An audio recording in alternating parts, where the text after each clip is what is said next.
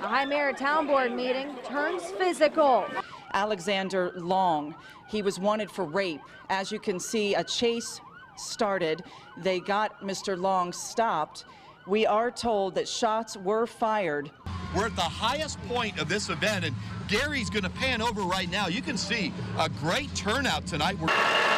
A 20-foot tall climb with a G-force splitting drop that cascades into a gravity-pulling loop and comes home all over in a matter of seconds. There's been a lot of good finishes, and you know, I don't even know what our feature win sprint car total's up to now, but you know, won 3 USAC national races so far, you know, here in the last 3 years.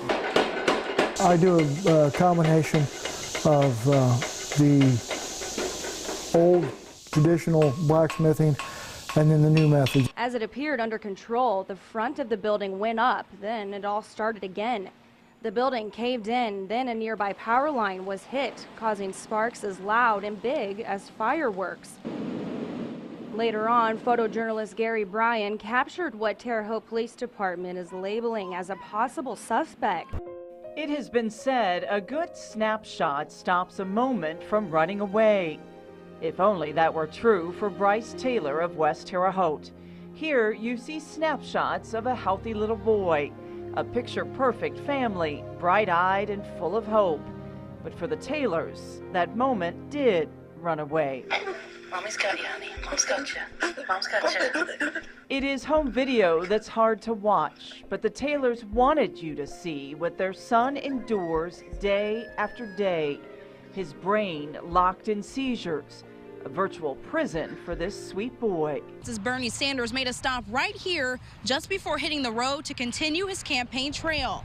Now, Sanders wasn't here for very long, but him and his crew came to grab a bite to eat at the restaurant. Just before taking off for Bloomington, Indiana, he talked to our cameras about his mission for the race to the White House. We think our message about income and wealth inequality and the need to create an economy that works for everybody rather than the 1% is resonating in this state. We think we have a good shot to win, and we're going to work as hard as we can to do that. Joseph M. Reeves of the Naval Academy first introduced the football helmet back in 1893. He went down to his local shoemaker and had a cap made of moleskin.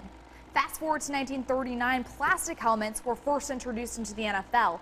And by 1962, every single professional player could be seen wearing a plastic helmet with a face mask. Just ask George Leach. It may be hard to visualize what would possess someone to build such a structure. But to see why, all you have to do is look up at what's looking down. The goats are genetically programmed to climb. And so if you park your car out there, they'll be on top of it instantly. See, I can't get anybody to give me food. There are so many things going on here at St. Ben's Fun Fest. I'm in the food line here. Now, let's go over here and see what's going on. I have Gary the photographer with me, and we'll see what's happening. Oh, hey, an ice cream cone, man. What's your name? Daryl. Where'd you get that ice cream cone? Over right there. I think you just hit my microphone with that. I'll trade you a microphone. I'll trade you my microphone for your ice cream cone. Then, no. All right, come on over here. You're a cutie. What's your name? Tiara. Are you having fun? Yeah. All right, have you played any games yet? I got on the bouncy house. Really? Bouncing house. Did you bounce real high? Yeah. Oh, okay, good. Oh, yeah, she bounced really high. All right, let me show you what else is going on here. Whoops. Almost ran into some lady here. Let's go here into the food area. There are a bunch of people sitting around here eating food. Hey, everybody. Hi. You're on TV. Woo! Yeah, turn around and look at the camera. And wait. Hello. All right. You're all supposed to, hey. What's the weather going to do? Well, you know what? I'm glad you asked. Hit the road, and just outside of Vincennes, off Route 41, you'll see it. Like a mirage in the desert, you might not believe your eyes. That is a roller coaster. The first thing you hear when you meet John Ivers is that he doesn't just like roller coasters. I love roller coasters and never got to ride them too much. What better way to solve that problem than build your own? Since there's no store that sells roller coaster tracks, he started where he worked.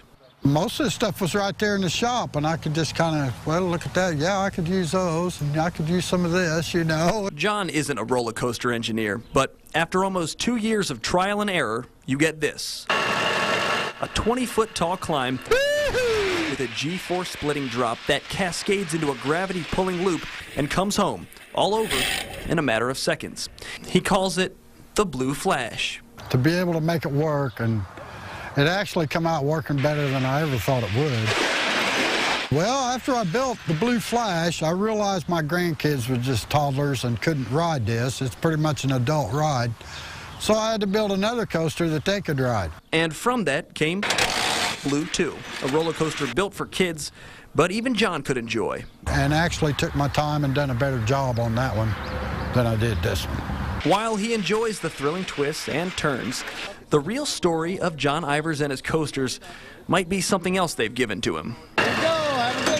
Most folks travel around the world to meet new people, but the Blue Flash and Blue 2 have brought the world to John. We've met so many people because of it, which, you know, I never thought about all that in the beginning. I didn't build it for that. You know, it was just something unique to have fun on for the kids and grandkids, and this turned out to really be something special. The flatlands of Illinois. On a clear day, you can see for miles. And if you're wandering around Lake Shelbyville in Shelby County, you may see something that catches your eye. It is a very unique structure. It's set on a 10-foot square concrete, 4 feet deep base structure, so it's not going to fall over. We're not going to have a leaning Tower of Pisa. Spinning up like a medieval lookout. David's tower was spawned when he saw a similar tower in a wine magazine. Inspired, and having a bricklayer handy, David got the idea off the ground. The bricklayer was here at our place for 3 years, building the buildings and the fence. So he was finishing up, and I said, hey, Jack Closey's name from Herrick. I said, I got one more project for it. And he said, you're the craziest guy I know. What do you got this time? And so I showed him the picture, and he said, well, I got to talk to my sons. I got to get some help on this one. So they come back and said they would do it. Brick by brick, the tower reached 31 feet into the sky. It may be hard to visualize what would possess someone to build such a structure. But to see why, all you have to do is look up at what's looking down. The goats are genetically programmed to climb. And so if you park your car out there, they'll be on top of it instantly. Climbing the winding steps upwards keeps David's goats happy. Whoa! Yes. But his wife had to warm up to the idea. First of all, he approached me. Here I am. I was teaching at the time. I was busy, and I really just thought that it was crazy. A crazy idea from her husband made just a little crazier because of one detail. They had no goats. We built the tower, and so it was sitting vacant, and we decided we'd fill it up.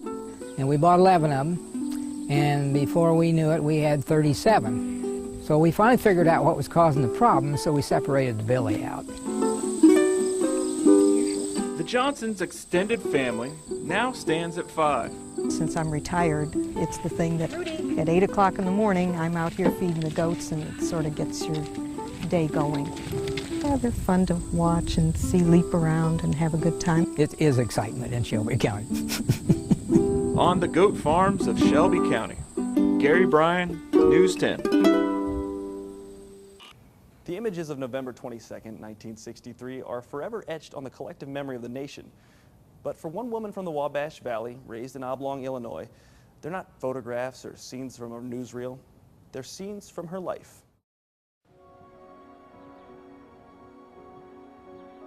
Before I came down from heaven, I knew I was going to be a nurse, and I knew I was going to have twins, a boy and a girl, and both of those happened. A healer sent from heaven and delivered to Oblong, Illinois as Phyllis Hall. All I was ever interested in all my life was taking care of pets, and my grandmother would always, help pets get well and everything. In these halls at Oblong High School, that gift for compassion carried Phyllis through her studies. But the course of her life would change with a push from a friend. The first job I had as far as being more involved in medicine was my junior year in high school here, and it was a little medical clinic that's out west of town here. So one of my friends was working out there, and she was going to do something else, so she asked me if I'd like to go out and fill in. Her direction set, Phyllis graduated from Oblong High School in 1953. Still, her family was too poor to help her on the next phase of her life, nursing school. And just when education seemed out of reach, the women of the Moose Lodge in Robinson pitched in to send her across state lines to study her craft at Union Hospital in Terre Haute. During my junior year of nurses training, I met this young man that was home from the service, and back then nurses couldn't be married until their last 6 months of nurses training. So he went to Dallas, Texas to find a job, and so when I graduated from nurses training, then he came back to Oblong. We were married here in Oblong, and our honeymoon was a trip back to Dallas. In 1957, Phyllis was hired here, the Parkland Hospital, in the emergency room. She'd worked there for 3 years before transferring to the outpatient clinic, and it was there in the fall of 1963 that she would be forever tied with history.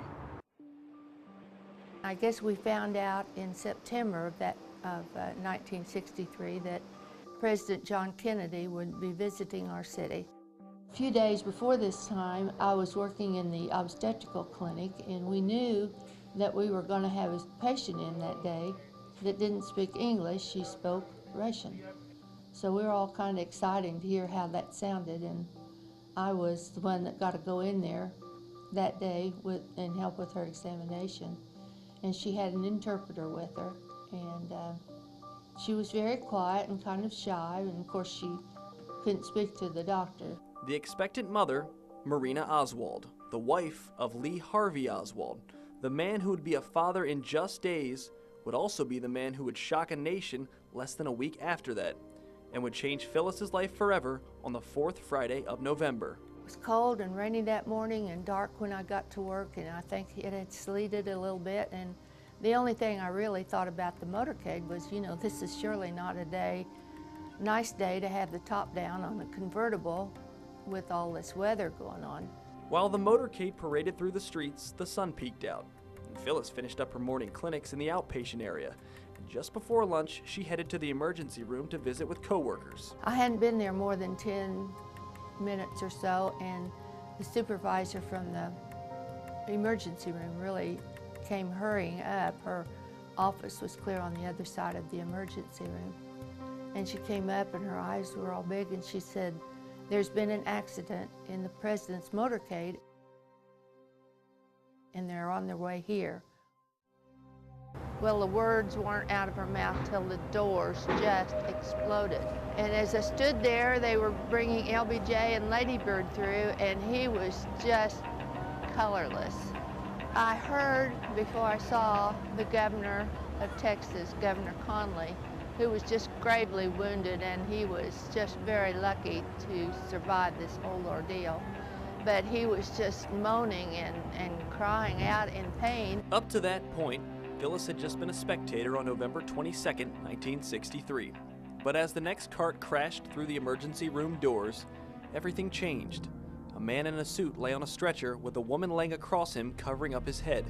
It wasn't until a Secret Service agent approached her that Phyllis realized the man on the cart was the president. He just put his hand on my elbow. Of course, I was in a white uniform. He said, "We need your help back here." So I walked into Trauma 1, and they had the cart set up in the position that it should be in. So I walked over to the cart, saw that it was the president, and started trying to find vital signs on him. I felt for carotids, radials, and foot pulses. There was just nothing there, and he was just very blue-gray. For almost an hour, Phyllis and a team of doctors worked to save the life of the 35th President, John F. Kennedy.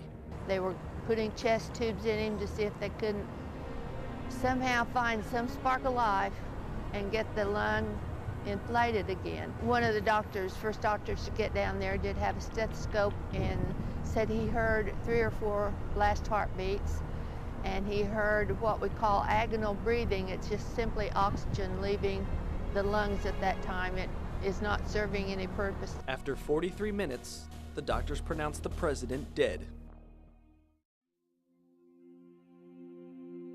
So on that day is when it really hit me. And the feeling, the emotion I had was that of a mother and a wife, because Jackie's husband was gone, and these little kids that you kind of saw growing up playing under Dad's desk in the Oval Office, you know, Dad was gone.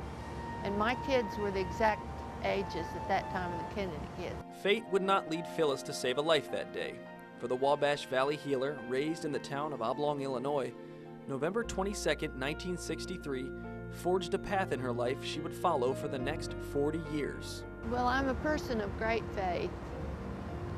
And when God called me to be his nurse at 9 years old, he said it'll never be boring, and boy was he right. I've never had, that I can think of anyway, a boring day in my life, and I just always feel like it's just such a worthy, worthwhile profession. A healer sent from heaven to be with the president in his last moments.